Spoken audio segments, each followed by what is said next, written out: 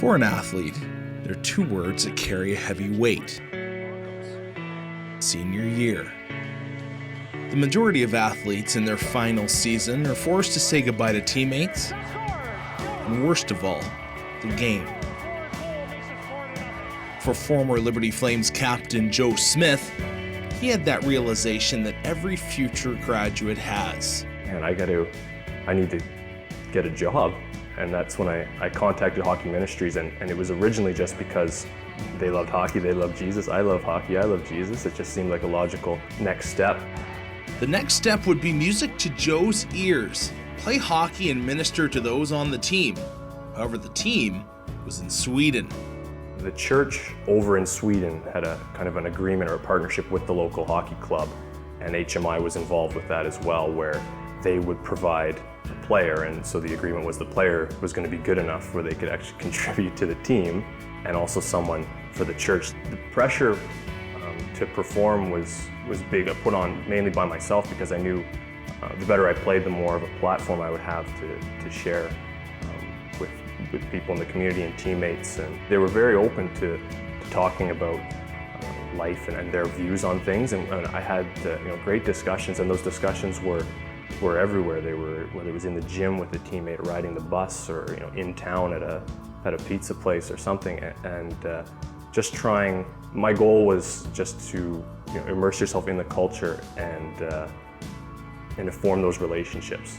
And I would never want to be accused of trying to sell something or anything, but I like to think that being that relationship with Jesus is the most important thing in my life, that I couldn't help but have it come up naturally in conversation.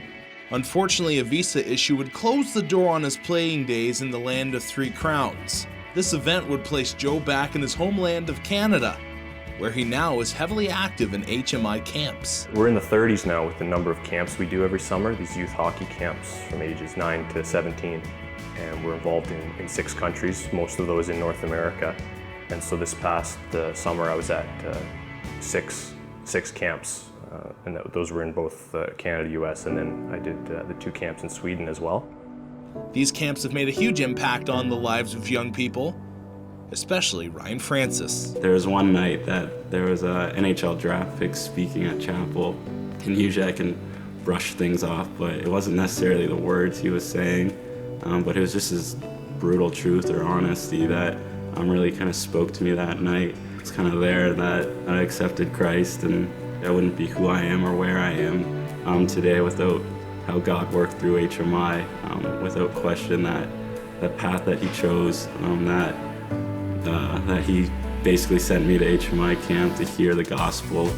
We can see the lives of people that have been changed directly through these hockey camps, and that's why we do it.